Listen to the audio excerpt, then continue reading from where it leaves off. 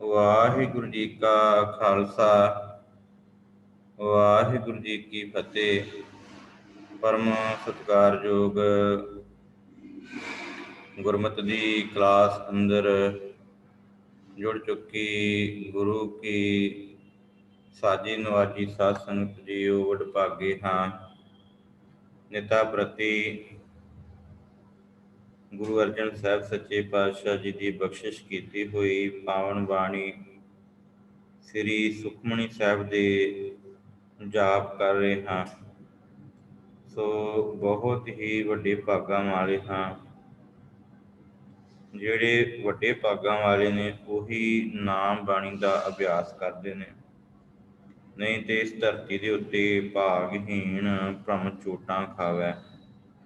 ਜਿਨ੍ਹਾਂ ਦੇ ਭਾਗ ਮਾੜੇ ਨੇ ਉਹ ਸਦਾ ਚੋਟਾਂ ਖਾਂਦੇ ਨੇ, ਭਾਵ ਉਹਨਾਂ ਨੂੰ ਮਾਰ ਪੈਂਦੀ ਹੈ।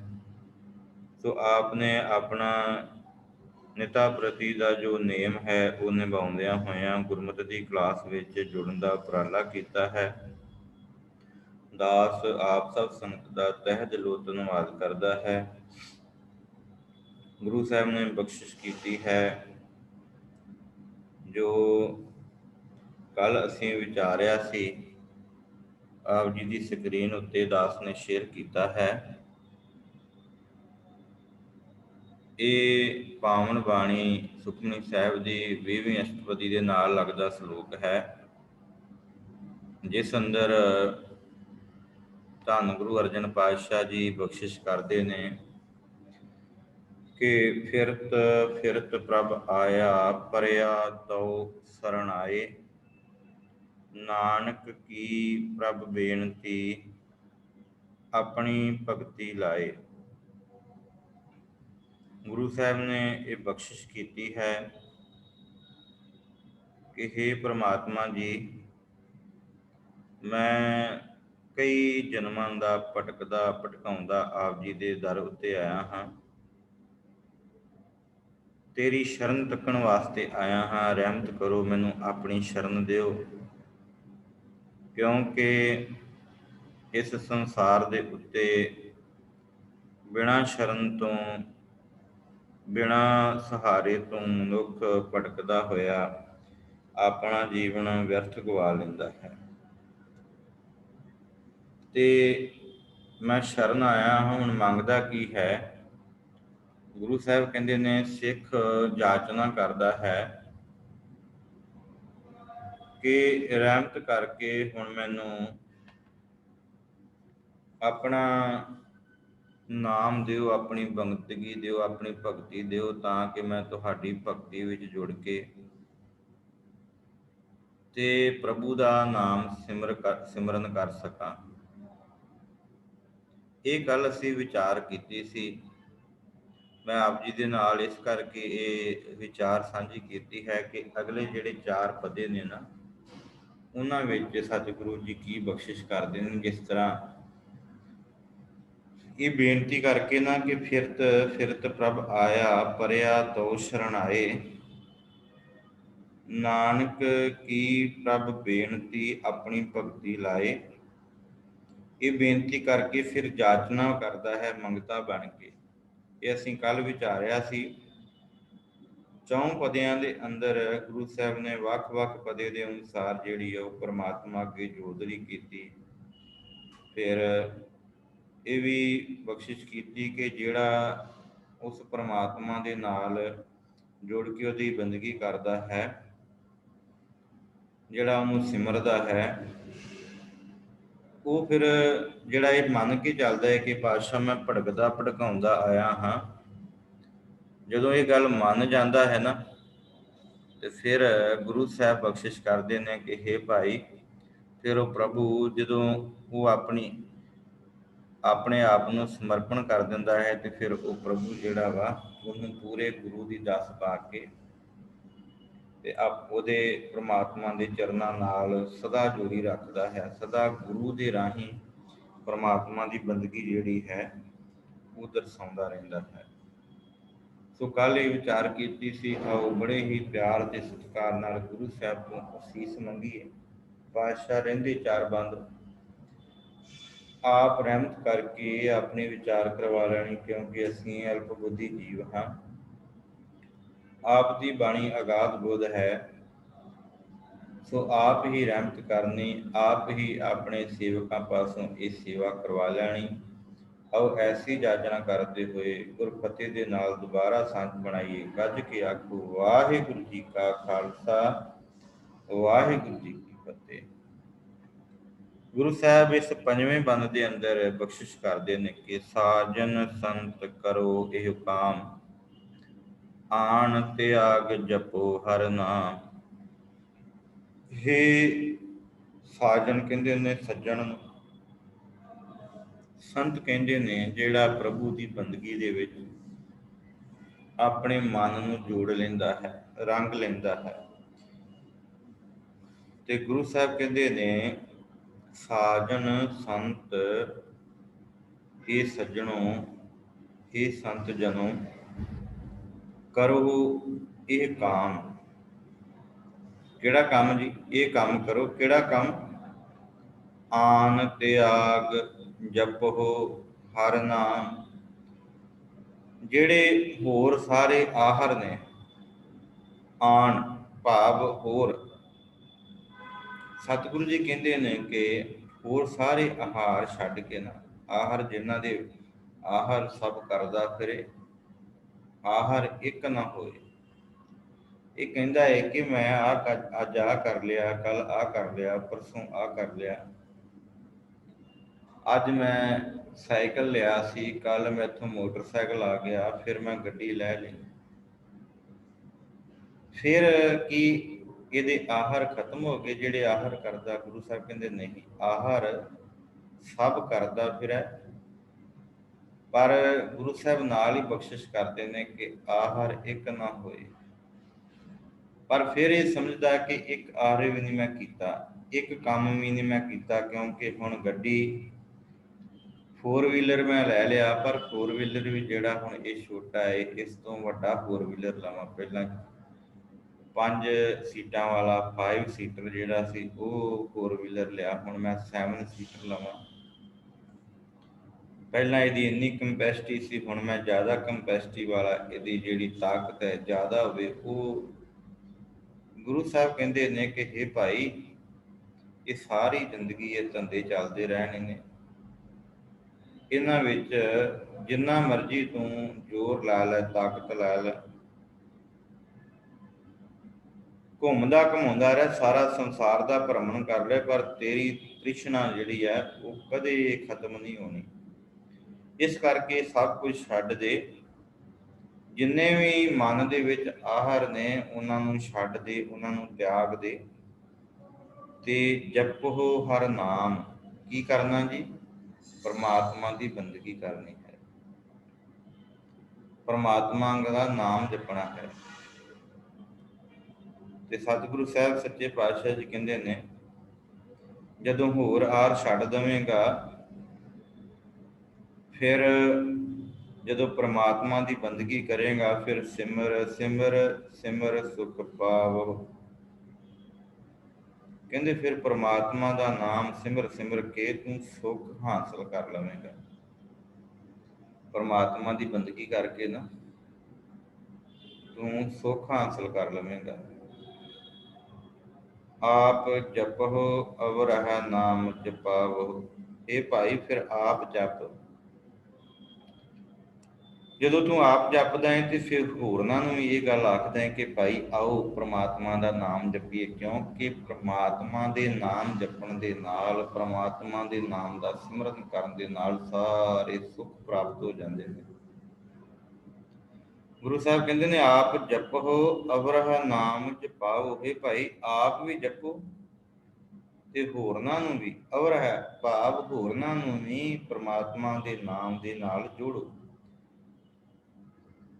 ਸਤਿਗੁਰੂ ਸਾਹਿਬ ਸੱਚੇ ਪਾਤਸ਼ਾਹ ਜੀ ਅੱਗੇ ਬਖਸ਼ਿਸ਼ ਕਰਦੇ ਨੇ, ਭਗਤ ਭਾਏ ਤਰੀਐ ਸੰਸਾਰ, ਬਿਨ ਭਗਤੀ ਤਨ ਹੋਸੀ ਛਾਰ। ਭਾਈ ਕਿਉਂਕਿ ਮੰਗਿਆ ਕੀ ਸੀ ਅਸੀਂ ਉੱਪਰ ਸ਼ਲੋਕ ਦੇ ਵਿੱਚ, ਨਾਨਕ ਕੀ ਪ੍ਰਭ ਬੇਨਤੀ ਆਪਣੀ ਭਗਤੀ ਲਾਏ। ਗੁਰੂ ਅਰਜਨ ਸਾਹਿਬ ਸੱਚੇ ਪਾਤਸ਼ਾਹ ਜੀ ਬਖਸ਼ਿਸ਼ ਕਰਦੇ ਨੇ ਕਿ ਜਿਹੜੀ ਭਗਤੀ ਮੰਗੀ ਆ ਨਾ, ਉਸ ਭਗਤੀ ਦੇ ਵਿੱਚ ਨਿਉ ਲਾਇਆ ਭਾਵ ਉਸ ਬੰਦਗੀ ਨੂੰ ਕੀਤਿਆਂ ਇਸ ਸੰਸਾਰ ਸਮੁੰਦਰ ਦੇ ਵਿੱਚੋਂ ਤਰੀਦਾ। ਇਸ ਸੰਸਾਰ ਨੂੰ ਸਮੁੰਦਰ ਕਿਉਂ ਕਿਹਾ ਗਿਆ? ਕਿਉਂਕਿ ਜਿਸ ਤਰ੍ਹਾਂ ਸਮੁੰਦਰ ਦੇ ਵਿੱਚ ਅਨੇਕਾਂ ਜੀਵ ਜੰਤੂ ਨੇ, ਸਮੁੰਦਰ ਦਾ ਕੋਈ ਬੰਨਾ ਨਹੀਂ ਹੁੰਦਾ, ਸਮੁੰਦਰ ਦੀ ਡੂੰਘਾਈ ਕੋਈ ਨਾਪ ਨਹੀਂ ਸਕਦਾ, ਸਮੁੰਦਰ ਦੇ ਜੀਵ ਜੰਤੂਆਂ ਦਾ ਕੋਈ ਅੰਤ ਨਹੀਂ ਪਾ ਸਕਦਾ, ਤੇ ਸਮੁੰਦਰ ਦੀਆਂ ਛੱਲਾਂ ਦਾ ਕੋਈ ਪਾਰਾਵਾਰ ਨਹੀਂ, ਕੋਈ ਅੰਤ ਨਹੀਂ ਪਾ ਸਕਦਾ ਕਿ ਇਹ ਕਿੰਨੀ ਉੱਚੀ ਆ ਸਕਦੀ ਹੈ, ਕਿੰਨੀ ਨੀਵੀਂ ਹੋ ਸਕਦੀ ਹੈ। ਬੜੇ ਵਿਗਿਆਨੀ ਆਏ, ਖੋਜਾਂ ਖੋਜੀਆਂ, ਪਰ ਉਹਦਾ ਅੰਤ ਕੋਈ ਨਹੀਂ। ਤੇ ਗੁਰੂ ਸਾਹਿਬ ਕਹਿੰਦੇ ਨੇ ਕਿ ਇਹ ਜਿਹੜਾ ਸੰਸਾਰ ਰੂਪੀ ਸਮੁੰਦਰ ਹੈ ਨਾ, ਇੱਥੇ ਵੀ ਬੜੇ ਪ੍ਰਕਾਰ ਦੇ ਜੀਵ ਜੰਤੂ ਵਸੇ ਹੋਏ ਨੇ। ਤੇ ਜਦੋਂ ਇਸ ਵਿੱਚ ਮਨੁੱਖ ਚੱਲਦਾ ਹੈ ਨਾ, ਜਿਸ ਤਰ੍ਹਾਂ ਸਮੁੰਦਰ ਵਿੱਚ ਬੇੜਾ ਪਾ ਦਈਏ, ਸਮੁੰਦਰੀ ਜਹਾਜ਼ ਚਲਾ ਦਈਏ, ਹੁਣ ਭਈ ਉਹਦੀ ਕਿਸਮਤ ਹੈ ਕਿ ਛੱਲਾਂ ਤੋਂ ਬਚ ਜਾਏ, ਵੱਡੇ ਵੱਡੇ ਮੱਛਾਂ ਤੋਂ, ਜਿਹੜੇ ਬੜੇ ਬੜੇ ਤਾਕਤਵਰ ਮੱਛ ਨੇ, ਜਾਨਵਰ ਨੇ ਉਸ ਸਮੁੰਦਰ ਦੇ ਵਿੱਚ, ਉਹਨਾਂ ਤੋਂ ਬਚ ਜਾਏ। ਕੇਵਲ ਬਚਾਉਣ ਵਾਲਾ ਉਹ ਪਰਮਾਤਮਾ ਹੀ ਹੈ। ਗੁਰੂ ਸਾਹਿਬ ਕਹਿੰਦੇ ਨੇ ਇਸੇ ਤਰ੍ਹਾਂ ਇਹ ਸੰਸਾਰ ਸਮੁੰਦਰ ਦੇ ਵਿੱਚ ਤੇਰਾ ਸਰੀਰ ਰੂਪੀ ਬੇੜਾ ਆਇਆ। ਇੱਥੇ ਕਈ ਪ੍ਰਕਾਰ ਦੇ ਜੀਵ ਜੰਤੂ ਨੇ। ਜਿੱਥੇ ਇਸ ਸੰਸਾਰ ਦੇ ਵਿੱਚ ਤੂੰ ਆਪਣੇ ਤਨ ਨੂੰ ਬਚਾਉਣ ਵਾਸਤੇ ਸਰੀਰ ਉੱਤੇ ਕੱਪੜਾ ਪਾਉਣਾ ਹੈ, ਤਨ ਨੂੰ ਢੱਕਦਾ ਹੈ, ਤੇ ਜਿਸ ਤਰ੍ਹਾਂ ਤੂੰ ਆਪਣੇ ਸਰੀਰ ਨੂੰ ਬਚਾਉਣ ਵਾਸਤੇ ਸੁਰੱਖਿਆ ਕਵਚ ਲਈ ਘਰ ਬਣਾਉਂਦਾ ਹੈ ਕਿ ਰਾਤ ਨੂੰ ਸੌਣ ਲੱਗਿਆ ਮੈਨੂੰ ਕੋਈ ਦਿੱਕਤ ਨਾ ਆਏ, ਭਾਈ ਇਹ ਤੇਰੇ ਮਨ ਦਾ ਵਹਿਮ ਹੈ। ਕਈ ਲੋਕ ਸੜਕਾਂ ਦੇ ਉੱਤੇ ਆਪਣਾ ਸਾਰਾ ਜੀਵਨ ਲਗਾ ਦਿੰਦੇ ਨੇ। ਬਸ ਇਹ ਮਨ ਦਾ ਹੀ ਇੱਕ ਜਿਹੜਾ ਵਾ ਉਹ ਭਰਮ ਹੈ ਕਿ ਸ਼ਾਇਦ ਮੈਂ ਆਹਰ ਸਭ ਕਰਦਾ ਫਿਰੇ। ਉੱਤੇ ਹੁਣੇ ਪੜ੍ਹਿਆ ਨਾ ਅਸੀਂ ਕਿ ਭਾਈ ਇਸ ਸੰਸਾਰ ਦੇ ਵਿੱਚ ਜਿਹੜਾ ਵਾ, ਜਿਹਦੇ ਵਾਸਤੇ ਤੂੰ ਇਹ ਗੱਲ ਕਹਿਣਾ ਹੈ, ਹੋਰ ਦੀ ਮੰਗ ਕਰਦਾ ਹੈ, ਇਹ ਸਭ ਜਿਹੜਾ ਜਿਸ ਤਰ੍ਹਾਂ ਸਮੁੰਦਰ ਦੇ ਵਿੱਚ ਵੱਖ-ਵੱਖ ਪ੍ਰਕਾਰ ਦੇ ਜਾਨਵਰ ਨੇ, ਵੱਖ-ਵੱਖ ਪ੍ਰਕਾਰ ਦੀਆਂ ਛੱਲਾਂ ਆਉਂਦੀਆਂ ਨੇ, ਇਸੇ ਤਰ੍ਹਾਂ ਇਹ ਜੀਵਨ ਦੇ ਵਿੱਚ ਸਭ ਕੁਝ ਵਾਪਰਦਾ ਹੈ। ਇਸੇ ਤਰ੍ਹਾਂ ਤੇਰੇ ਮਨ ਨੂੰ ਡਲਾਉਣ ਵਾਸਤੇ ਇਸ ਧਰਤੀ ਤੇ 5 ਵਿਕਾਰ ਵੀ ਨੇ, ਤੇ ਉਹਨਾਂ ਵਿਕਾਰਾਂ ਤੋਂ ਬਚਣ ਵਾਸਤੇ ਸੰਸਾਰ ਦੇ ਵਿੱਚ ਜਿੰਨੇ ਝਮੇਲੇ ਪਏ ਹੋਏ ਨੇ, 5 ਵਿਕਾਰਾਂ ਦੇ ਕਾਰਨ ਮਨੁੱਖ ਕੀ ਕੁਝ ਨਹੀਂ ਕਰਦਾ। ਮੈਂ ਜ਼ਿਆਦਾ ਇਸ ਵਿਚਾਰ ਵੱਲ ਨਾ ਜਾਵਾਂ। ਗੁਰੂ ਸਾਹਿਬ ਕਹਿੰਦੇ ਨੇ ਕਿ ਇਹ ਭਾਈ, ਐਸੇ ਸੰਸਾਰ ਸਮੁੰਦਰ ਤੋਂ ਤਰਨ ਵਾਸਤੇ ਭਗਤੀ ਦੀ ਜ਼ਰੂਰਤ ਹੈ। ਭਗਤ ਭਾਏ ਤਰਿਆ ਸੰਸਾਰ, ਪਰ ਨਾਲ ਹੀ ਕਹਿੰਦੇ ਨੇ ਬਿਨ ਭਗਤੀ ਤਨ ਹੋਸੀ ਛਾਰ। ਕਹਿੰਦੇ ਭਗਤੀ ਤੋਂ ਬਿਨਾਂ ਫਿਰ ਜਿਹੜਾ ਇਹ ਤਨ ਹੈ ਨਾ, ਇਹ ਛਾਰ ਹੋ ਜਾਂਦਾ। ਛਾਰ ਦਾ ਅਰਥ ਵਿਅਰਥ ਵੀ ਲਿਆ ਗਿਆ ਤੇ ਸੁਆਹ ਵੀ। ਜਿਸ ਤਰ੍ਹਾਂ ਲੱਕੜਾਂ ਨੂੰ ਅੱਗ ਲਾ ਦਈਏ, ਉਹ ਫਿਰ ਸੁਆਹ ਬਣ ਜਾਂਦੀ ਹੈ, ਵਿਅਰਥ ਚਲੀ ਜਾਂਦੀ ਹੈ। ਲੱਕੜ, ਸੜੀ ਹੋਈ ਲੱਕੜ ਦਾ ਕੋਈ ਕੰਮ ਨਹੀਂ। ਤੇ ਤਨ ਵੀ ਜਿਹੜਾ ਇਹ ਸੜ ਜਾਂਦਾ 5 ਵਿਕਾਰਾਂ ਦੇ ਵਿੱਚ ਵੀ ਤੇ ਸੰਸਾਰ ਦੇ ਝਮੇਲਿਆਂ ਵਿੱਚ ਵੀ। ਗੁਰੂ ਸਾਹਿਬ ਕਹਿੰਦੇ ਨੇ ਇਹ ਭਾਈ, ਇਸ ਲਈ ਪ੍ਰਮਾਤਮਾ ਦੀ ਭਗਤੀ ਮੰਗ, ਬੰਦਗੀ ਮੰਗ। ਨਾਲ ਹੀ ਸਤਿਗੁਰੂ ਜੀ ਬਖਸ਼ਿਸ਼ ਕਰਦੇ ਨੇ, ਸਰਬ ਕਲਿਆਣ ਸੂਖ ਨਿਧ ਨਾਮ, ਬੂੜਤ ਜਾਤ ਪਾਏ ਵਿਸਰਾਮ। ਹੇ ਭਾਈ, ਇਸ ਸੰਸਾਰ ਦੇ ਉੱਤੇ ਪ੍ਰਭੂ ਦਾ ਨਾਮ ਹੀ ਕਲਿਆਣ, ਜਿਹੜੇ ਮਨੁੱਖ ਦਾ ਕਲਿਆਣ ਕਰਨ ਵਾਲਾ ਹੈ, ਭਲੇ ਭਾਗ ਬਣਾਉਣ ਵਾਲਾ ਹੈ, ਪ੍ਰਭੂ ਦਾ ਨਾਮ ਹੀ ਹੈ। ਤੇ ਸੂਖ ਨਿਧ ਨਾਮ, ਕਹਿੰਦੇ ਨੇ 9 ਖਜ਼ਾਨੇ, 9 ਖਜ਼ਾਨੇ, 9 ਨਿਧੀਆਂ, 18 ਸਿੱਧੀਆਂ।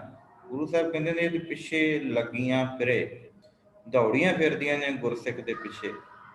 ਇਸ ਲਈ ਹੈ ਭਾਈ, ਜਿਹੜਾ ਮਨੁੱਖ ਇਸ ਧਰਤੀ ਤੇ ਆਣ ਕੇ ਪਰਮਾਤਮਾ ਦੀ ਬੰਦਗੀ ਕਰਦਾ ਹੈ, ਉਹਦੇ ਭਲੇ ਭਾਗ ਬਣ ਜਾਂਦੇ ਹਨ। ਸਰਬ ਕਲਿਆਣ ਸੁਖ ਨਿਧ ਨਾਮ, ਸਾਰੇ ਸੁੱਖਾਂ ਦਾ ਖਜ਼ਾਨਾ ਹੀ ਉਹਨੂੰ ਮਿਲ ਜਾਂਦਾ ਹੈ।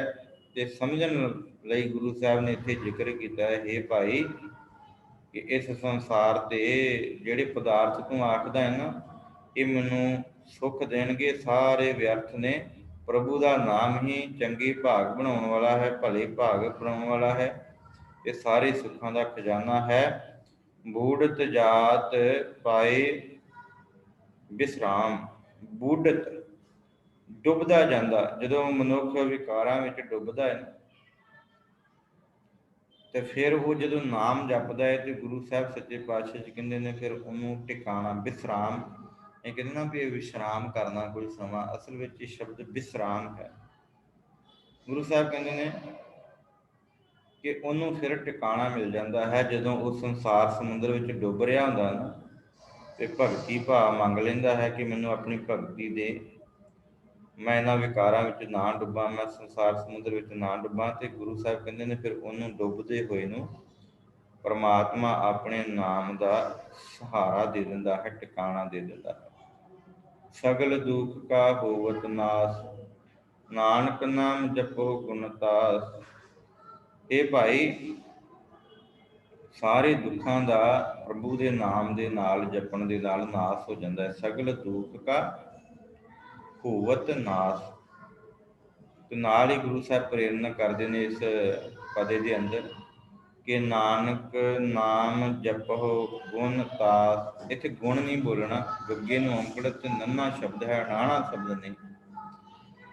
ਹੁਣ ਕੀ ਹੈ ਕਿ ਸਾਨੂੰ ਅਸਲ ਵਿੱਚ ਗੁਰਮੁਖੀ ਵੀ ਭੁੱਲਦੀ ਜਾ ਰਹੀ ਹੈ। ਮੈਂ ਵਿਸ਼ੇ ਤੋਂ ਬਾਹਰ ਜਾ ਰਿਹਾ, ਪਰ ਧਿਆਨ ਦੇਣਾ ਸੰਗਤ ਜੀ।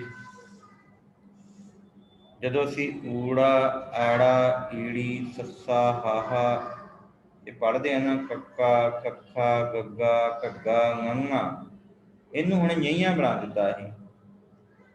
ਚਿੱਚੇ ਨੂੰ, ਚਾਚੇ ਨੂੰ ਚਿੱਚਾ ਬਣਾ ਦਿੱਤਾ। ਵੈਸੇ ਹੈਗਾ ਅੱਖਰ ਚੱਚਾ, ਛੱਛਾ, ਜੱਜਾ, ਝੱਜਾ, ඤਈਆਂ। ඤਈਆਂ ਤੇ ঙੰਘੇ ਨੂੰ ਵੀ ඤਈਆਂ, ඤਈਏ ਨੂੰ ਵੀ ਨਾਣਾ ਜਾਂ ඤਈਆਂ ਬਣਾ ਦਿੱਤਾ। ਕਈ ਵਾਰ ਗੁਰਮਤਿ ਕਲਾਸਾਂ ਲਾਉਣ ਦਾ ਸੁਭਾਗ ਮਿਲਿਆ ਪੰਜਾਬ ਤੋਂ ਬਾਹਰ, ਤੇ ਸਾਰੇ ਬੱਚੇ ਜਿਹੜੇ ਉਹ ਬੋਲਣ ਲੱਗ ਪਏ ਇਹੀ ਅੱਖਰ। ਹੁਣ ਪੰਜਾਬ ਦੀ ਤਰਾਸ਼ਦੀ ਵੀ ਇਹੀ ਹੈ ਕਿ ਜਦੋਂ ਸਕੂਲਾਂ ਵਿੱਚ ਜਾਈਦਾ ਨਾ, ਤੇ ਕਈ ਵਾਰ ਬੱਚਿਆਂ ਦੇ ਨਾਲ ਮੇਲ ਮਿਲਾਪ ਕਰਨ ਨੂੰ ਮਿਲਦਾ, ਤੇ ਫਿਰ ਉਹ ਬੱਚੇ ਵੀ, ਉੱਥੋਂ ਦੇ ਟੀਚਰਾਂ ਨੂੰ ਵੀ ਨਹੀਂ ਪੰਜਾਬੀ ਪੂਰੀ ਆਉਂਦੀ। ਭਾਈ ਅਸੀਂ ਸਭ ਤੋਂ ਪਹਿਲਾਂ ਗੁਰਮੁਖੀ ਜ਼ਰੂਰ ਪੜ੍ਹੀਏ, ਜਿਸ ਦੇ ਨਾਲ ਸਾਨੂੰ ਸਮਝ ਆ ਸਕੇ। ਹੁਣ ਜਿਹੜਾ ਇਹ ਸ਼ਬਦ ਆਇਆ ਹੈ ਨਾ, ਗੁਰੂ ਸਾਹਿਬ ਕਹਿੰਦੇ ਨੇ ਗੁਣ ਤਾਸ, ਫਿਰ ਸਮਝ ਆਏ ਕਿ ਰਾਣਾ ਤੇ ਨੁੰਨੇ ਦਾ ਬੜਾ ਅੰਤਰ ਹੈ। ਤੇ ਗੁਰੂ ਸਾਹਿਬ ਸਮਝਾ ਰਹੇ ਨੇ ਕਿ ਇਹ ਭਾਈ, ਸਗਲ ਦੁਖ ਕਾ ਹੋਵਤ ਨਾਸ। ਕਿੱਦਾਂ? ਨਾਨਕ ਨਾਮ ਜਪੋ ਗੁਣ ਤਾਸ। ਗੁਣਾਂ ਦਾ ਖਜ਼ਾਨਾ, ਗੁਣਾਂ ਦਾ ਖਜ਼ਾਨਾ। ਹੁਣ ਇੱਥੇ ਅਰਥ ਜਦੋਂ ਕਰਾਂਗੇ ਉਦੋਂ ਫਿਰ ਗੁਣ ਹੀ ਕਹਿਣਾ ਪਏਗਾ, ਪਰ ਗੁਰੂ ਸਾਹਿਬ ਨੇ ਗੁਣ ਲਿਖਿਆ, ਗੁਣ ਤਾਸ। ਇਹ ਭਾਈ, ਪਰਮਾਤਮਾ ਦਾ ਨਾਮ ਹੀ ਗੁਣਾਂ ਦਾ ਖਜ਼ਾਨਾ ਹੈ, ਇਸ ਕਰਕੇ ਉਹਦਾ ਸਿਮਰਨ ਕਰੋ। ਸਤਿਗੁਰੂ ਜੀ ਅਗਲੇ ਪਦੇ ਅੰਦਰ ਬਖਸ਼ਿਸ਼ ਕਰਦੇ ਹਨ। ਉਪਜੀ ਪ੍ਰੀਤ ਪ੍ਰੇਮ ਰਸ ਚਾਉ, ਤਨ ਮਨ ਤਨ ਅੰਤਰ ਇਹ ਸੁਆਉ। ਫਿਰ ਧਿਆਨ ਦਿਆ ਜੀ, ਉਪਜੀ ਪ੍ਰੀਤ ਪ੍ਰੇਮ ਰਸ ਚਾਉ, ਮਨ ਤਨ ਅੰਤਰ ਇਹ ਸੁਆਉ। ਗੁਰੂ ਸਾਹਿਬ ਬਖਸ਼ਿਸ਼ ਕਰਦੇ ਨੇ ਕਿ ਹੇ ਭਾਈ, ਜਦੋਂ ਪਰਮਾਤਮਾ ਦੇ, ਪ੍ਰਭੂ ਦੇ ਪਿਆਰ ਦੇ ਵਿੱਚ ਉਪਜੀ ਪ੍ਰੀਤ, ਪ੍ਰੀਤ ਕਹਿੰਦੇ ਨੇ ਪ੍ਰੇਮ ਨੂੰ, ਪਿਆਰ ਨੂੰ, ਪ੍ਰੀਤ ਪੈ ਗਈ ਨਾ ਸਾਡੀ, ਤੇ ਗੁਰੂ ਸਾਹਿਬ ਕਹਿੰਦੇ ਨੇ ਜਿਸ ਦੇ ਅੰਦਰ ਪ੍ਰਭੂ ਦੀ ਪ੍ਰੀਤ ਪੈਦਾ ਹੁੰਦੀ ਹੈ ਨਾ, ਉਹ ਫਿਰ ਪ੍ਰਭੂ ਦੇ ਪਿਆਰ ਰਸ ਵਿੱਚ ਮਗਨ ਹੋ ਕੇ ਤੇ ਉਹਦੇ ਮਨ ਉੱਤੇ ਸਦਾ ਚਾਅ ਖੇੜਾ ਬਣਿਆ ਰਹਿੰਦਾ ਹੈ। ਉਹਦੇ ਮਨ ਕਰਕੇ ਵੀ ਤੇ ਤਨ ਕਰਕੇ ਵੀ ਇਹੀ ਚਾਅ ਉਤਪੰਨ ਹੁੰਦਾ ਹੈ। ਮਨ ਤਨ ਅੰਤਰ, ਮਨ ਤੇ ਤਨ ਦੇ ਅੰਦਰ ਵੀ ਇਹੀ ਚਾਅ ਜਿਹੜਾ ਪੈਦਾ ਹੁੰਦਾ ਹੈ। ਸੁਆਉ ਦਾ ਅਰਥ ਹੈ ਸਵਾਰਥ, ਚਾਹ, ਇੱਛਾ। ਗੁਰੂ ਸਾਹਿਬ ਕਹਿੰਦੇ ਨੇ ਕਿ ਉਹਦੇ ਮਨ ਦੀ ਫਿਰ ਇਹੀ ਇੱਛਾ ਰਹਿੰਦੀ ਹੈ ਮਨ ਦੇ ਉੱਤੇ ਵੀ ਤੇ ਤਨ ਉੱਤੇ ਵੀ। ਇਕੱਲੇ ਮਨ ਦੇ ਉੱਤੇ ਪ੍ਰਭਾਵ ਨਹੀਂ ਫਿਰ ਪ੍ਰਮਾਤਮਾ ਦਾ ਨਾਮ ਪਾਉਂਦਾ, ਫਿਰ ਤਨ ਉੱਤੇ ਵੀ ਪ੍ਰਭਾਵ ਪਾਉਂਦਾ ਹੈ। ਨੇਤਰੋ ਪੇਖ ਦਰਸ ਸੁਖ ਹੋਏ। ਗੁਰੂ ਸਾਹਿਬ ਕਹਿੰਦੇ ਨੇ, ਹੇ ਭਾਈ, ਇਹਨਾਂ ਅੱਖਾਂ ਦੇ ਨਾਲ ਗੁਰੂ ਅਮਰਦਾਸ ਪਾਤਸ਼ਾਹ ਜੀ ਆਖਦੇ ਹਨ, ਇਹ ਨੇਤਰੋ ਮੇਰਿਓ ਹਰ ਤੁਮੈ ਜੋਤ ਧਰੀ, ਹਰ ਬਿਨ ਅਵਰ ਨਾ ਦੇਖੋ ਕੋਈ। ਕਿਉਂ ਵੇਖਣਾ ਹੈ ਪ੍ਰਮਾਤਮਾ ਨੂੰ, ਗੁਰੂ ਨੂੰ? ਕਹਿੰਦੇ ਨੇ ਕਿ ਜਦੋਂ ਇਹਨਾਂ ਅੱਖਾਂ ਦੇ ਨਾਲ ਤੈਨੂੰ ਗੁਰੂ ਦੇ ਦੀਦਾਰ ਹੋਣਗੇ ਨਾ, ਫਿਰ ਉਸ ਨੂੰ ਸਦਾ ਸੁੱਖ ਪ੍ਰਾਪਤ ਹੋਵੇਗਾ। ਨੇਤਰੋ ਪੇਖ ਦਰਸ ਸੁਖ ਹੋਏ। ਕਹਿੰਦੇ ਨੇਤਰਾਂ ਦੇ ਨਾਲ ਜਦੋਂ ਤੂੰ ਗੁਰੂ ਨੂੰ ਵੇਖੇਂਗਾ, ਉਹਦੇ ਦਰਸ਼ਨ ਕਰੇਂਗਾ, ਨੇਤਰੋ ਪੇਖ ਦਰਸ ਸੁਖ ਹੋਏ, ਫਿਰ ਸੁਖ ਪ੍ਰਾਪਤ ਹੋਏਗਾ। ਇਹ ਸਤਿਗੁਰੂ ਜੀ ਨਾਲ ਹੀ ਅੱਗੇ ਬਖਸ਼ਿਸ਼ ਕਰਦੇ ਨੇ, ਮਨ ਬਿਗਸੈ ਸਾਧ ਚਰਨ ਧੋਏ। ਫਿਰ ਗੁਰੂ, ਇੱਥੇ ਸਾਧ ਜਿਹੜਾ ਸ਼ਬਦ ਹੈ ਗੁਰੂ ਦੇ ਪ੍ਰਥਾਏ ਆਇਆ, ਇੱਥੇ ਔਂਕੜ ਵਾਲਾ ਸ਼ਬਦ ਨਹੀਂ, ਇੱਕ ਵਚਨ ਹੈ। ਇਸ ਕਰਕੇ ਇਹਦਾ ਜਿਹੜਾ ਅਰਥ ਹੈ ਉਹ ਸਾਧ ਸੰਗ ਵਾਲਾ ਜਾਂ ਸਾਧਾਂ ਵਾਲਾ ਨਹੀਂ, ਸਾਧੂਆਂ ਵਾਲਾ ਨਹੀਂ। ਇੱਥੇ ਸ਼ਬਦ ਜਿਹੜਾ ਹੈ ਗੁਰੂ ਦੇ ਪ੍ਰਥਾਏ। ਕਹਿੰਦੇ ਫਿਰ ਉਹ ਮਨੁੱਖ ਗੁਰੂ ਦੇ ਚਰਨ ਧੋ ਕੇ ਉਸ ਦਾ ਮਨ ਸਦਾ ਖਿੜਿਆ ਰਹਿੰਦਾ ਹੈ। ਮਨ ਵਿਕਸੈ, ਕਿੱਦਾਂ ਵਿਕਸਦਾ ਹੈ ਮਨ, ਖਿੜ ਕਿੱਦਾਂ ਪੈਂਦਾ ਹੈ? ਸਾਧ ਚਰਨ ਧੋਏ, ਭਾਵ ਗੁਰੂ ਦੇ ਚਰਨਾਂ ਨੂੰ ਧੋ ਕੇ। ਭਗਤ ਜਨਾ ਕੈ ਮਨ ਤਨ ਰੰਗ। ਇਹ ਭਾਈ ਜਿਹੜੇ ਉਹਦੇ ਭਗਤੀ ਕਰਦੇ ਆ ਨਾ, ਜਿਨ੍ਹਾਂ ਨੇ ਮੰਗ ਲਿਆ ਕਿ ਰਹਿਮਤ ਗੁਰੂ ਪਾਤਸ਼ਾਹ ਨਾਨਕ ਕੀ ਪ੍ਰਭ ਬੇਨਤੀ, ਆਪਣੀ ਭਗਤੀ ਲਾਏ, ਜਿਨ੍ਹਾਂ ਨੇ ਫਿਰ ਭਗਤੀ ਭਾਵਨਾ ਮੰਗ ਲਈ, ਉਹ ਫਿਰ ਭਗਤ ਜਨ ਜਿਹੜੇ ਨੇ, ਉਹਨਾਂ ਦੇ ਮਨ ਤੇ ਸਰੀਰ ਵਿੱਚ ਭਗਤ ਜਨਾ ਕੈ, ਮਨ ਤੇ ਤਨ ਦੋਵੇਂ ਅੱਖਰ ਫਿਰ ਆਏ ਨੇ। ਮਨ ਅੰਦਰ, ਹੁਣ ਨੰਨੇ ਨੂੰ ਸਿਹਾਰੀ ਇੱਥੇ ਉੱਪਰ ਸ਼ਬਦ ਆਇਆ ਸੀ ਨਾ ਮਨ ਤਨ, ਉਹ ਇੱਕ ਵਚਨ ਸੀ ਮਨ ਉੱਤੇ ਤੇ ਤਨ ਉੱਤੇ, ਜਾਂ ਸੰਬੰਧਕੀ ਸ਼ਬਦ ਵਿੱਚ ਆਉਣ ਕਰਕੇ ਮਨ ਤੇ ਤਨ ਤੇ। ਇੱਥੇ ਹੁਣ ਜਿਹੜਾ ਸ਼ਬਦ ਆਇਆ ਏ, ਗੁਰੂ ਸਾਹਿਬ ਕਹਿੰਦੇ ਨੇ ਮਨ ਤੇ ਤਨ ਰੰਗ, ਭਾਵ ਮਨ ਅੰਦਰ ਤੇ ਤਨ ਅੰਦਰ। ਫਿਰ ਉਹਦੇ ਮਨ ਤੇ ਸਰੀਰ ਵਿੱਚ, ਭਾਵ ਅੰਦਰ ਸਦਾ ਉਹਦੇ ਪ੍ਰੇਮ ਦਾ ਜਿਹੜਾ ਰੰਗ ਹੈ, ਰੰਗ ਦਾ ਭਾਵ ਹੈ ਮੌਜ ਪਿਆਰ, ਉਹਦਾ ਰੰਗ ਫਿਰ ਪਿਆਰ ਵਾਲਾ ਚੜਿਆ ਰਹਿੰਦਾ ਹੈ। ਬਿਰਲਾ ਕੋ ਪਾਵੈ ਸੰਗ, ਪਰ ਇਹ ਕਿਸੇ ਵਿਰਲੇ ਭਾਗਾਂ ਵਾਲੇ ਨੂੰ ਹੀ ਉਹਨਾਂ ਦੀ ਸੰਗਤ ਨਸੀਬ ਹੁੰਦੀ ਹੈ। ਗੁਰੂ ਸਾਹਿਬ ਕਹਿੰਦੇ ਨੇ, ਏਕ ਬਸਤ ਦੀਜੈ ਕਰਮਇਆ। ਹੇ ਭਾਈ, ਮੇਰ ਘਰ ਸਾਨੂੰ ਇੱਕ ਵਸਤ ਦੇ, ਕਿਹੜੀ? ਗੁਰ ਪ੍ਰਸਾਦ ਨਾਮ ਜਪ ਲਿਆ। ਇਹ ਭਾਈ ਰਹਿਮਤ ਕਰਨੀ, ਗੁਰੂ ਸਾਹਿਬ ਕਹਿੰਦੇ ਨੇ, ਅਰਦਾਸ ਕਰਦੇ ਨੇ ਕਿ ਵਿਰਲੇ ਭਾਗਾਂ ਵਾਲਾ ਨੂੰ ਨਸੀਬ ਹੁੰਦਾ ਹੈ, ਪਰ ਪ੍ਰਮਾਤਮਾ ਅੱਗੇ ਜਦੋਂ ਅਰਦਾਸ ਕਰਨੀ, ਉਹਦੇ ਤੋਂ ਵਸਤ ਮੰਗਣੀ ਹੈ, ਤੇ ਇਹ ਮੰਗਣੀ ਹੈ ਕਿ ਗੁਰੂ ਦੀ ਕਿਰਪਾ ਨਾਲ ਸਦਾ ਨਾਮ ਜਪ ਜਿਹੜਾ ਹੈ, ਪ੍ਰਮਾਤਮਾ ਦੇ ਨਾਮ ਦਾ ਸਿਮਰਨ ਹੈ ਜਿਹੜਾ, ਉਹ ਸਦਾ ਜਪ ਸਕੀਏ, ਇਹ ਅਰਦਾਸ ਕਰਨੀ ਹੈ। ਤੇ ਨਾਲ ਹੀ ਇਹ ਗੱਲ ਆਖਣੀ ਹੈ ਕਿ ਤਾਂ ਕਿ ਉਪਮਾ ਕਹੀ ਨਾ ਜਾਏ। ਇਹ ਪ੍ਰਮਾਤਮਾ ਤੇਰੀ ਵਡਿਆਈ, ਸਤਿਗੁਰੂ ਤੇਰੀ ਵਡਿਆਈ ਜਿਹੜੀ ਬਿਆਨ ਤੋਂ ਪਰੇ ਹੈ, ਕੀਤੀ ਨਹੀਂ ਜਾ ਸਕਦੀ। ਨਾਨਕ ਰਹਿਆ ਸਰਬ ਸਮਾਏ, ਉਹ ਪ੍ਰਭੂ ਸਭ ਥਾਈਂ ਮੌਜੂਦ ਹੈ, ਸਾਰੇ ਥਾਂ ਵਿੱਚ ਉਹ ਸਮਾ ਰਿਹਾ ਹੈ। ਗੁਰੂ ਅਰਜਨ ਸਾਹਿਬ ਸਮਝਾ ਰਹੇ ਨੇ ਕਿ ਹੇ ਭਾਈ, ਬੰਦਗੀ ਕਰਨ ਵਾਲੇ ਮਨੁੱਖ, ਤੂੰ ਜਾਚਨਾ ਕੀਤੀ ਸੀ ਤੇ ਹੁਣ ਧਿਆਨ ਦੇ, ਉਹਦੀ ਵਡਿਆਈ ਕਰ।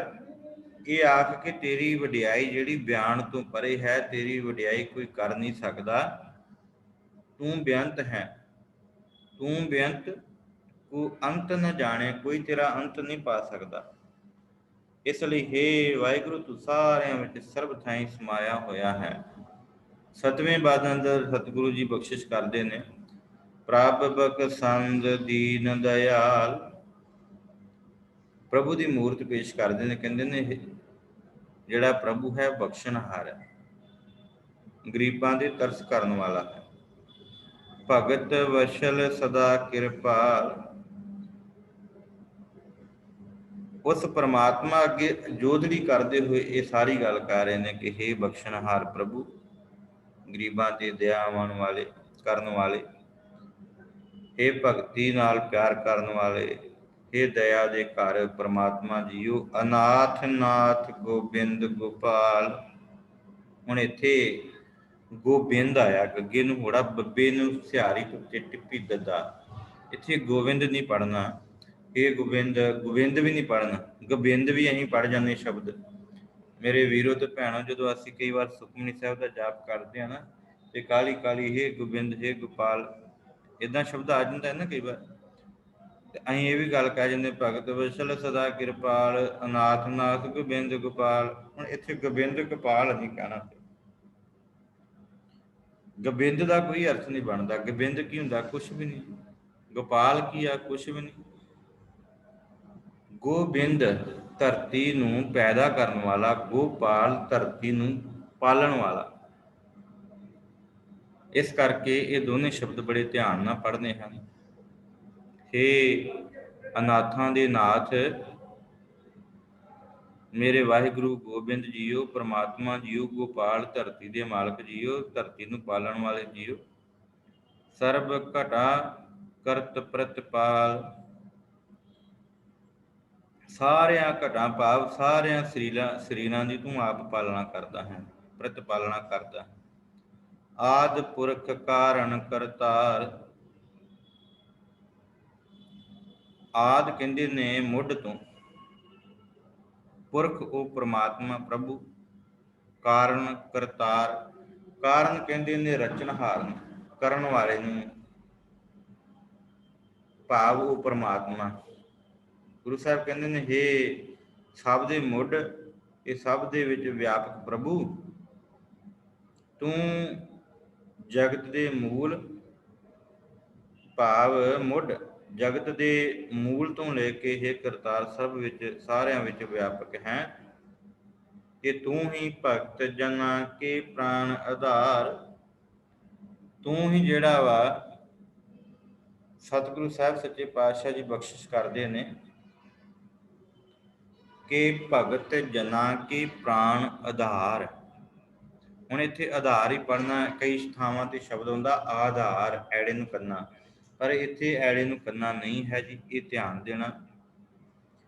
ਗੁਰੂ ਸਾਹਿਬ ਕਹਿੰਦੇ ਨੇ ਕਿ ਭਗਤ ਜਨਾਂ ਕੇ ਪ੍ਰਾਣ ਆਧਾਰ, ਜਿਹੜੇ ਤੇਰੀ ਭਗਤੀ ਮੰਗਦੇ ਆ ਨਾ, ਜਿਨ੍ਹਾਂ ਨੇ ਭਗਤੀ ਮੰਗੀ ਹੈ, ਨਾਨਕ ਕੀ ਪ੍ਰਭ ਬੇਨਤੀ, ਆਪਣੀ ਭਗਤੀ ਲਾਏ, ਫਿਰ ਉਹ ਭਗਤ ਜਨਾਂ ਦੇ ਪ੍ਰਾਣਾਂ ਦਾ ਆਧਾਰ ਵੀ ਤੂੰ ਹੈ, ਆਸਰਾ ਵੀ ਤੂੰ ਹੈ। ਫਿਰ ਉਹਨੂੰ ਇਹ ਨਹੀਂ ਕਿ ਮੇਰੇ ਪ੍ਰਾਣ ਜਿਹੜੇ ਨੇ ਸਵਾਸ ਘੱਟ ਰਹੇ ਨੇ, ਉਹਨਾਂ ਨੂੰ ਕੋਈ ਫਿਕਰ ਨਹੀਂ ਹੁੰਦਾ। ਗੁਰੂ ਸਾਹਿਬ ਕਹਿੰਦੇ ਨੇ ਕਿ ਉਹ ਪ੍ਰਮਾਤਮਾ ਹੀ ਆਪਣੇ ਭਗਤ ਜਨਾਂ ਦੇ ਜ਼ਿੰਦਗੀ ਦਾ ਆਸਰਾ ਹੈ। ਜੋ ਜੋ ਜਪੈ ਸੋ ਹੋਏ ਪੁਨੀਤ। ਹੇ ਭਾਈ, ਐਸੇ ਪ੍ਰਮਾਤਮਾ ਨੂੰ ਜਿਹੜਾ ਜਿਹੜਾ ਵੀ ਜਪਦਾ ਹੈ, ਗੁਰੂ ਸਾਹਿਬ ਕਹਿੰਦੇ ਨੇ ਜੋ ਜੋ ਜਪੈ, ਜੋ ਜੋ ਮਨੁੱਖ ਹੇ ਵਾਹਿਗੁਰੂ ਤੈਨੂੰ ਜਪਦਾ ਹੈ, ਸੋ ਹੋਏ ਪੁਨੀਤ। ਪਨੀਤ ਨਹੀਂ ਪੜ੍ਹਨਾ ਜੀ, ਪੋਤੀ, ਪੱਪੇ ਨੂੰ ਔਂਕੜ ਹੈ, ਪੁਨੀਤ। ਕਹਿੰਦੇ ਉਹ ਪਵਿੱਤਰ ਹੋ ਜਾਂਦੇ ਨੇ ਫਿਰ, ਜਿਹੜੇ ਤੈਨੂੰ ਜਪਦੇ ਹਨ। ਭਗਤ ਭਾਏ ਲਾਵੈ ਮਨ ਹੀਤ। ਹੀਤ ਕਹਿੰਦੇ ਨੇ ਪਿਆਰ ਨੂੰ, ਹਿੱਤ ਨੂੰ। ਇਹ ਭਾਈ ਉਹ ਪ੍ਰਮਾਤਮਾ ਭਗਤੀ ਭਾਵ ਨਾਲ ਆਪਣੇ ਮਨ ਵਿੱਚ ਤੇਰਾ ਪਿਆਰ ਟਿਕਾਉਂਦਾ ਹੈ। ਭਾਵ ਕਿ ਅਸੀਂ ਫਿਰ ਜਦੋਂ ਭਗਤੀ ਕਰਦੇ ਹਾਂ ਤੇ ਉਹ ਪ੍ਰਮਾਤਮਾ ਰਹਿਮਤ ਕਰਦੇ ਕਰਕੇ ਭਗਤ ਭਾਏ ਲਾਵੈ ਮਨ ਹੀਤ। ਉਹ ਫਿਰ ਵਾਹਿਗੁਰੂ ਜੀ, ਹਾਂਜੀ ਆਵਾਜ਼ ਆ ਰਹੀ ਹੈ ਜੀ। ਗੁਰੂ ਸਾਹਿਬ ਕਹਿੰਦੇ ਨੇ ਕਿ ਉਹ ਫਿਰ ਉਹਦੇ ਜਿਹੜਾ ਸੇਵਕ ਉਹਦੇ ਪ੍ਰਾਣਾਂ ਦਾ ਆਧਾਰ ਵੀ ਉਹ ਆਪ ਹੀ ਬਣ ਜਾਂਦਾ ਹੈ। ਹਮ ਨਿਰਗੁਣਿਆਰ ਨੀਚ ਅਜਾਨ। ਇਹ ਪ੍ਰਮਾਤਮਾ ਜੀ, ਅਸੀਂ ਤਾਂ ਨੀਚ ਹਾਂ, ਅਣਜਾਣ ਹਾਂ, ਤੂੰ ਆਪ ਹੀ ਸਾਡੇ ਪ੍ਰਾਣਾਂ ਦਾ ਆਧਾਰ ਹੈ, ਆਪ ਹੀ ਸਾਨੂੰ ਆਪਣੀ ਭਗਤੀ ਦੇ ਨਾਲ ਜੋੜ ਲੈਣਾ ਹੈ, ਆਪਣੀ ਭਗਤੀ ਦੇ ਨਾਲ ਹੀਤ ਭਾਵ ਪਿਆਰ ਬਣਾ ਲੈਂਦਾ ਹੈ। ਇਸ ਲਈ ਅਸੀਂ ਨਿਰਗੁਣ ਹਾਂ, ਅਸੀਂ ਨੀਚ ਹਾਂ, ਅਸੀਂ ਅਣਜਾਣ ਹਾਂ, ਗੁਣਾਂ ਤੋਂ ਹੀਣੇ ਹਾਂ। ਨਾਨਕ ਤੁਮਰੀ ਸਰਨ ਪੁਰਖ ਭਗਵਾਨ। ਇੱਥੇ ਹੁਣ ਵਿਸ਼ਰਾਮ ਵੇਖਿਓ ਜੀ। ਨਾਨਕ ਤੁਮਰੀ ਸਰਨ ਪੁਰਖ ਭਗਵਾਨ। ਗੁਰੂ ਸਾਹਿਬ ਕਹਿੰਦੇ ਨੇ ਕਿ ਮੈਂ ਆਖਦਾ ਹਾਂ, ਹੇ ਅਕਾਲ ਪੁਰਖ, ਹੇ ਭਗਵਾਨ ਜੀਓ, ਅਸੀਂ ਸਾਰੇ ਤੇਰੀ ਸ਼ਰਨ ਆਏ ਹਾਂ। ਸਰਬ ਬੈਕੁੰਠ ਮੁਕਤ ਮੋਖ ਪਾਏ। ਨਾਲ ਹੀ ਅਗਲੇ 8ਵੇਂ ਪਦ ਅੰਦਰ ਸਤਿਗੁਰੂ ਜੀ ਸ਼ਬਦ ਬਖਸ਼ਿਸ਼ ਕਰਦੇ ਨੇ, ਉਹ ਮਨੁੱਖ ਨੇ ਮਾਨੋ ਸਾਰੇ ਸਵਰਗ ਤੇ ਮੋਖ ਮੁਕਤੀ ਹਾਸਲ ਕਰ ਲਏ ਹਨ। ਕਿੰਨੇ? ਜਿਨੇ ਪ੍ਰਮਾਤਮਾ ਦੀ ਬੰਦਗੀ ਵਿੱਚ ਆਪਣਾ ਚਿੱਤ ਜੋੜਿਆ ਸੀ ਨਾ, ਜਿਹਨੇ ਮੰਗਿਆ ਸੀ। ਗੁਰੂ ਸਾਹਿਬ ਕਹਿੰਦੇ ਨੇ ਉਹਨਾਂ ਨੇ ਫਿਰ ਸਾਰੇ ਸਵਰਗ ਤੇ ਮੋਖ ਮੁਕਤੀ ਹਾਸਲ ਕਰ ਲਏ ਹਨ। ਏਕ ਨਿਮਕ ਹਰ ਕੇ ਗੁਣ ਗਾਏ। ਕਿੱਦਾਂ? ਗੁਰੂ ਸਾਹਿਬ ਕਹਿੰਦੇ ਨੇ ਸਿਰਫ ਇੱਕ ਅੱਖ ਦੇ ਫੋਰ ਨਾਲ, ਏਕ ਨਿਮਕ,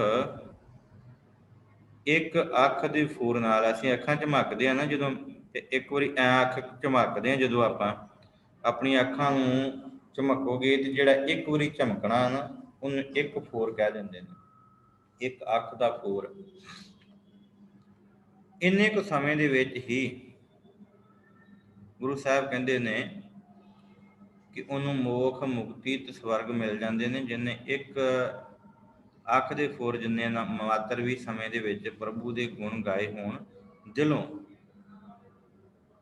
ਅਨਕ ਰਾਜ ਭੋਗ ਵਡਿਆਈ। ਉਸ ਮਨੁੱਖ ਨੂੰ ਇਸ ਧਰਤੀ ਦੇ ਉੱਤੇ ਅਨੇਕਾਂ ਰਾਜ ਤੇ ਅਨੇਕਾਂ ਭੋਗਣ ਲਈ, ਪਦਾਰਥ ਖਾਣ ਲਈ ਤੇ ਵਡਿਆਈਆਂ ਆਪਣੀਆਂ ਉਸਤਤਾਂ ਕਰਾਉਣ ਲਈ ਮਿਲ ਜਾਂਦੀਆਂ ਹਨ। ਅਨਕ ਰਾਜ ਭੋਗ ਵਡਿਆਈ। ਭੋਗਣ ਲਈ ਪਦਾਰਥ ਵੀ ਬੜੇ ਮਿਲਦੇ ਨੇ, ਰਾਜ ਵੀ ਮਿਲ ਜਾਂਦਾ ਹੈ, ਤੇ ਲੋਕ ਇਸ ਧਰਤੀ ਦੇ ਉੱਤੇ ਉਹਦੀਆਂ ਵਡਿਆਈਆਂ ਕਰਨ ਨੂੰ ਵੀ ਜਿਹੜੇ ਉਹਨੂੰ ਮਿਲ ਜਾਂਦੇ ਹਨ। ਇੱਥੋਂ ਤੱਕ ਕਿ ਪ੍ਰਮਾਤਮਾ ਫਿਰ ਆਪਣੇ ਪੈਦਾ ਕੀਤੇ ਹੋਏ ਜੀਵ ਜੰਤੂਆਂ ਵਿੱਚੋਂ ਜਾਨਵਰਾਂ ਨੂੰ, ਪਸ਼ੂਆਂ ਨੂੰ ਵੀ ਉਸ ਮਨੁੱਖ ਦੀ ਬੰਦਗੀ ਵਿੱਚ ਲਾ ਦਿੰਦਾ ਹੈ, ਸਿਜਦਾ ਕਰਨ ਲਾ ਦਿੰਦਾ ਹੈ। ਦੇਖਦੇ ਆ ਨਾ, ਕਈ ਐਸੇ ਮਨੁੱਖ ਹੁੰਦੇ ਨੇ ਜਿਨ੍ਹਾਂ ਵੱਲ ਦੇਖ ਕੇ ਜਿਹੜੇ ਉਹ ਪਸ਼ੂ ਜਿਹੜੇ ਨੱਠ ਕੇ ਆਉਂਦੇ ਨੇ। ਸਾਖੀ ਵੀ ਆਉਂਦੀ ਹੈ ਗੁਰੂ ਨਾਨਕ ਸਾਹਿਬ ਸੱਚੇ ਪਾਤਸ਼ਾਹ ਜੀ ਦੀ, ਜਦੋਂ ਸਰਪ ਛਾਂ ਕਰਦਾ ਹੈ ਆਣ ਕੇ ਗੁਰੂ ਨਾਨਕ ਸਾਹਿਬ ਸੱਚੇ ਪਾਤਸ਼ਾਹ ਜੀ ਨੂੰ। ਸ਼ਾਇਦ ਕਈਆਂ ਦੇ ਮਨ ਵਿੱਚ ਇਹ ਭਾਵਨਾ ਨਾ ਹੋਵੇ, ਕੋਈ ਤਰਕ ਦੀ ਕਸਵੱਟੀ ਉੱਤੇ ਵੇਖਦਾ ਹੋਵੇ ਤੇ ਫਿਰ ਨਹੀਂ ਨਜ਼ਰ ਆਉਂਦਾ, ਪਰ ਜਦੋਂ ਭਾਵਨਾ ਦੇ ਨਾਲ ਗਿਆਨ ਹਾਸਲ ਕਰਕੇ ਵੇਖੀਏ ਤੇ ਗੁਰੂ ਸਾਹਿਬ ਕਹਿੰਦੇ ਨੇ ਫਿਰ ਇਸ ਧਰਤੀ ਦੇ ਉੱਤੇ ਅਨਕ ਰਾਜ ਭੋਗ ਵਡਿਆਈ। ਕੇਵਲ ਇੱਕ ਕਿਣਕਾ ਮਾਤਰ, ਇੱਕ ਅੱਖ ਦਾ ਫੋਰ ਵੀ ਪ੍ਰਮਾਤਮਾ ਦਾ ਨਾਮ ਧਿਆਨ ਦੇ ਨਾਲ ਜਪ ਲਈਏ ਨਾ, ਗੁਰੂ ਸਾਹਿਬ ਕਹਿੰਦੇ ਉਹਨੂੰ ਸਾਰੇ ਧਰਤੀ ਦਾ ਰਾਜ ਵੀ ਪ੍ਰਾਪਤ ਹੋ ਜਾਂਦਾ, ਭੋਗਣ ਲਈ ਪਦਾਰਥ ਵੀ ਮਿਲ ਜਾਂਦੇ ਹਨ, ਤੇ ਵਡਿਆਈਆਂ ਲਈ, ਉਸਤਤਾਂ ਕਰਨ ਲਈ ਲੋਕ, ਪਸ਼ੂ, ਹਰ ਇੱਕ ਤਰ੍ਹਾਂ ਦੇ ਲੋਕ ਜਿਹੜੇ ਉਹਦੀ ਸੇਵਾ ਵਿੱਚ ਆਣ ਕੇ ਜੁੜ ਜਾਂਦੇ ਹਨ। ਹਰ ਕੇ ਨਾਮ ਕੀ ਕਥਾ ਮਨ ਭਾਈ। ਉਹਨੂੰ ਫਿਰ ਭਾਈ ਦਾ ਇੱਥੇ ਅਰਥ, ਜਿੱਦਾਂ ਅਸੀਂ ਕਹਿ ਦਿੰਦੇ ਹਾਂ ਕਿ ਗਿਆਨੀ, ਭਾਈ, ਸੰਤ, ਇਹ ਇੱਥੇ ਸ਼ਬਦ ਜਿਹੜਾ ਭਾਈ ਆਇਆ, ਇੱਥੇ ਭਾਈ ਦਾ ਅਰਥ ਹੈ ਚੰਗੀ ਲੱਗੀ। ਭਾਈ ਥੋੜਾ ਜਿਹਾ ਇਹਨੂੰ ਭਾਰਾ ਕਰਕੇ ਬੋਲੀਏ ਤੇ ਸਮਝ ਲੱਗ ਜਾਏਗੀ। ਉਹਨੂੰ ਭਾ ਜਾਂਦੀ ਹੈ, ਚੰਗੀ ਲੱਗਦੀ ਹੈ। ਇਹ ਭਾਈ, ਜਿਸ ਮਨੁੱਖ ਨੇ ਪ੍ਰਭੂ ਦਾ ਨਾਮ ਸਿਮਰਨ ਕੀਤਾ ਨਾ, ਜਿਹਨੇ ਪ੍ਰਭੂ ਦੇ ਨਾਮ ਦੀ ਗੱਲਬਾਤ ਕੀਤੀ, ਉਹਨੂੰ ਫਿਰ ਉਹ ਗੱਲਬਾਤ ਜਿਹੜੀ ਹੈ ਚੰਗੀ ਲੱਗਣ ਲੱਗ ਪੈਂਦੀ ਹੈ, ਮਿੱਠੀ ਲੱਗਣ ਲੱਗ ਪੈਂਦੀ ਹੈ। ਬਹੁ ਭੋਜਨ ਕਾ ਪ੍ਰਸੰਗੀਤ। ਤੇ ਸਤਿਗੁਰੂ ਸਾਹਿਬ ਸੱਚੇ ਪਾਤਸ਼ਾਹ ਜੀ ਅੱਗੇ ਬਖਸ਼ਿਸ਼ ਕਰਦੇ ਨੇ, ਵਾਹਿਗੁਰੂ। ਗੁਰੂ ਸਾਹਿਬ ਕਹਿੰਦੇ ਨੇ ਕਿ ਬਹੁ ਭੋਜਨ ਕਾਪਰ ਸੰਗੀਤ। ਇਸ ਧਰਤੀ ਦੇ ਉੱਤੇ ਕਾਪਰ ਕਹਿੰਦੇ ਨੇ ਕੱਪੜੇ ਨੂੰ, ਭੋਜਨ ਕਹਿੰਦੇ ਨੇ ਅੰਨ ਨੂੰ, ਅਸੀਂ ਜਾਣਦੇ ਹਾਂ। ਸੰਗੀਤ ਕਹਿੰਦੇ ਨੇ ਰਾਗ ਜਿਹੜੇ ਲੋਕ ਗਾਉਂਦੇ ਨੇ, ਗੀਤ ਗਾਉਂਦੇ ਨੇ। ਭਾਈ ਉਸ ਮਨੁੱਖ ਨੂੰ ਕਈ ਕਿਸਮ ਦੇ ਖਾਣੇ, ਕੱਪੜੇ ਤੇ ਰੰਗ ਰਾਗ ਹਾਸਲ ਹੋ ਜਾਂਦੇ ਹਨ। ਰਸਨਾ ਜਪਤੀ ਹਰ ਹਰ ਨੀਤ ਕਿਨੂੰ ਜੀ, ਜਿਨੇ ਪ੍ਰਭੂ ਦੇ ਗੁਣਾਂ ਨੂੰ ਆਪਣੀ ਜ਼ੁਬਾਨ ਦੇ ਨਾਲ ਜਪਿਆ ਹੈ, ਜਿਹੜਾ ਜਪਦਾ ਰਹਿੰਦਾ ਹੈ। ਭਲੀ ਸੋ ਕਰਨੀ ਸੋਭਾ ਧਨਵੰਤ, ਭਾਈ ਉਸੇ ਮਨੁੱਖ ਦਾ ਹੀ ਆਚਰਨ ਭਲਾ ਹੈ, ਉਸੇ ਨੂੰ ਹੀ ਸ਼ੋਭਾ ਮਿਲਦੀ ਹੈ, ਉਹੀ ਧਨਾਢ ਹੈ। ਕਿਹੜਾ? ਹਿਰਦੈ ਬਸੇ ਪੂਰਨ ਗੁਰਮੰਤ, ਜਿਸ ਦੇ ਹਿਰਦੇ ਵਿੱਚ ਪੂਰੇ ਗੁਰੂ ਦਾ ਉਪਦੇਸ਼ ਵਸਦਾ ਹੈ। ਤੇ ਸਾਧ ਸੰਗ ਪ੍ਰਭ ਦੇਹੋ ਨਿਵਾਸ, ਗੁਰੂ ਸਾਹਿਬ ਫਿਰ ਬਖਸ਼ਿਸ਼ ਕਰਦੇ ਨੇ ਤੇ ਅਰਜ਼ੋਈ ਕਰਦੇ ਨੇ, ਹੇ ਪ੍ਰਭੂ ਆਪਣੇ ਸੰਤਾਂ ਦੀ ਸੰਗਤ ਵਿੱਚ ਥਾਂ ਦੇ। ਕਦੀ ਮੰਗੀ ਅਸੀਂ? ਕਦੇ ਨਹੀਂ ਮੰਗੀ। ਸਾਡੇ ਮਨ ਅੰਦਰ ਕਦੀ ਇਹ ਲੋਚਾ ਆਈ ਨਹੀਂ ਕਿ ਭਾਈ ਅਸੀਂ ਵੀ ਸਤ ਸੰਗਤ ਮੰਗੀ। ਅਸੀਂ ਤਾਂ ਆਖਦੇ ਹਾਂ ਕਿ 2 ਘੜੀਆਂ ਜਾਈਏ ਤੇ ਆਪਣੀ ਅਰਦਾਸ ਕਰਕੇ ਵਾਪਸ ਆ ਜਾਈਏ, 2 ਘੜੀਆਂ ਜਾਈਏ ਤੇ ਲੰਗਰ ਛਕ ਕੇ ਆ ਜਾਈਏ। ਗੁਰੂ ਸਾਹਿਬ ਕਹਿੰਦੇ ਨਹੀਂ ਭਾਈ, ਅਰਦਾਸ ਕਰੋ। ਕੀ ਅਰਦਾਸ? ਸਾਧ ਸੰਗ ਪ੍ਰਭ ਦੇਹੋ ਨਿਵਾਸ। ਕਿਉਂ ਭਾਈ ਸਤ ਸੰਗਤ ਮੰਗਣੀ ਹੈ? ਸਰਬ ਸੁਖ ਨਾਨਕ ਪ੍ਰਗਾਸ। ਕਿਉਂਕਿ ਸਤ ਸੰਗਤ ਵਿੱਚ ਰਿਹਾ ਸਾਰੇ ਸੁੱਖਾਂ ਦਾ ਪ੍ਰਕਾਸ਼ ਹੋ ਜਾਂਦਾ ਹੈ। ਸਰਬ ਸੁਖ ਤੇ ਨਾਲ ਹੀ ਅੱਗੇ ਨਾਨਕ ਪਦ ਵਰਤ ਕੇ ਤੇ ਪ੍ਰਗਾਸ ਲਿਖਿਆ, ਪ੍ਰਗਾਸ ਉਚਾਰਨ ਕੀਤਾ। ਗੁਰੂ ਅਰਜਨ ਸਾਹਿਬ ਸੱਚੇ ਪਾਤਸ਼ਾਹ ਜੀ ਕਹਿੰਦੇ ਉਹਨੂੰ ਫਿਰ ਸਾਰੇ ਸੁੱਖਾਂ ਦਾ ਜਿਹੜਾ ਪ੍ਰਕਾਸ਼ ਹੋ ਜਾਂਦਾ ਹੈ। ਉਹਨੂੰ ਫਿਰ ਕਿਸੇ ਪ੍ਰਕਾਰ ਦੀ ਕੋਈ ਟੋਟ ਨਹੀਂ ਆਉਂਦੀ, ਕਿਸੇ ਪ੍ਰਕਾਰ ਦੀ ਕੋਈ ਤਰੁੱਟੀ ਨਹੀਂ ਆਉਂਦੀ।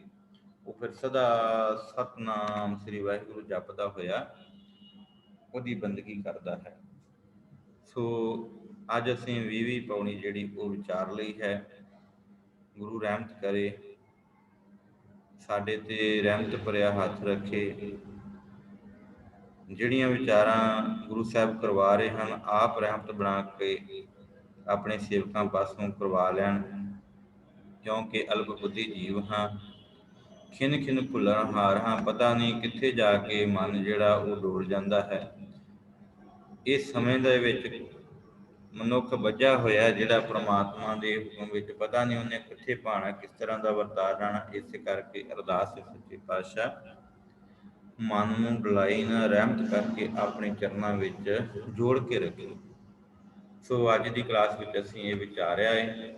ਹੁਣ ਬੇਨਤੀ ਹੈ, ਆਪ ਜੀ ਦੇ ਮਾਈਕ ਜਿਹੜੇ ਨੇ ਉਹ ਅਨਮਿਊਟ ਕਰ ਦਿੱਤੇ ਗਏ ਹਨ। ਜੇ ਅੱਜ ਦੀ ਕਲਾਸ ਬਾਬਤ ਕਿਸੇ ਦਾ ਕੋਈ ਸਵਾਲ ਹੋਵੇ ਉਹ ਵੀ ਪੁੱਛ ਸਕਦਾ ਹੈ। ਦੂਜੀ ਬੇਨਤੀ ਹੈ ਕਿ ਕੱਲ੍ਹ ਤੋਂ ਅਸੀਂ ਜਿਹੜੀ ਕਲਾਸ ਆ ਉਹ 4:45 ਤੋਂ 5:45 ਵਜੇ ਤੱਕ ਕਰਨੀ ਹੈ, ਕਿਉਂਕਿ 5:45 ਜਿਹੜਾ ਵਾ ਸੋਦਾ ਰਹਿਰਾਸ ਸਾਹਿਬ ਜੀ ਦਾ ਸਮਾਂ ਹੋ ਜਾਂਦਾ। ਸਾਰੀ ਸੰਗਤ ਨੇ ਰਹਿਰਾਸ ਕਰਨੀ ਹੈ। ਕਾਫੀ ਸੰਗਤ ਜਿਹੜੀ ਅੱਜ ਜੁੜੀ ਨਹੀਂ, ਇਸ ਕਰਕੇ ਨਹੀਂ ਜੁੜ ਪਾਉਂਦੀ ਕਿ ਸੋਦਰ ਦਾ ਵੀ ਸਮਾਂ ਹੋ ਜਾਂਦਾ ਤੇ ਅਸੀਂ 6 ਵਜੇ ਸ਼ੁਰੂ ਕਰਦੇ ਹਾਂ। ਜੇ ਕਿਸੇ ਨੇ ਭਾਈ ਇਸ ਕਲਾਸ ਦੇ ਬਾਬਤ ਕੋਈ ਗੱਲ ਵੀ ਕਰਨੀ ਹੋਵੇ, ਉਹ ਵੀ ਆਪਣਾ ਮਾਈਕ ਜਿਹੜਾ ਵਾ ਉਹ ਅਨਮਿਊਟ ਕਰਕੇ, ਦਾਸ ਨੇ ਆਪ ਜੀ ਦੇ ਮਾਈਕ ਜਿਹੜੇ ਅਨਮਿਊਟ ਕਰ ਦਿੱਤੇ ਹਨ, ਤੁਸੀਂ ਆਪਣੇ ਮੋਬਾਈਲ 'ਤੇ ਆਪਣੇ ਮਾਈਕ ਨੂੰ ਅਨਮਿਊਟ ਕਰਕੇ ਤੇ ਉਹ ਜਿਹੜਾ ਵਾ ਦੱਸ ਸਕਦੇ ਨੇ ਕਿ ਭਾਈ ਇਸ ਸਮੇਂ ਵਿੱਚ ਕੋਈ ਤਬਦੀਲੀ ਨਹੀਂ ਕਰਨੀ। ਵੈਸੇ ਇਹ ਸਮਾਂ ਬਹੁਤ ਵਧੀਆ ਰਹੇਗਾ, ਕਿਉਂਕਿ ਸਾਰੀ ਸੰਗਤ ਨੇ ਜਿਹੜਾ ਫਿਰ ਉਹ ਸਿਮਰਨ ਵੀ ਕਰਨਾ ਤੇ 31 ਤਰੀਕ ਨੂੰ ਸ਼ਾਮ ਨੂੰ 7 ਤੋਂ 7:30 ਜਿਹੜੀ ਉਹ ਕਥਾ ਵੀ ਆਰੰਭ ਹੋ ਰਹੀ ਹੈ ਨਾਨਕਵਾੜੀ ਗੁਰਦੁਆਰਾ ਇਤਿਹਾਸਕ ਸਥਾਨ 'ਤੇ।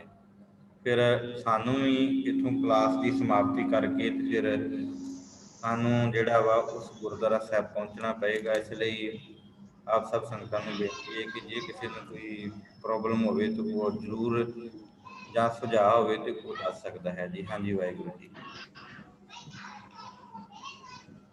ਵਾਹਿਗੁਰੂ ਜੀ।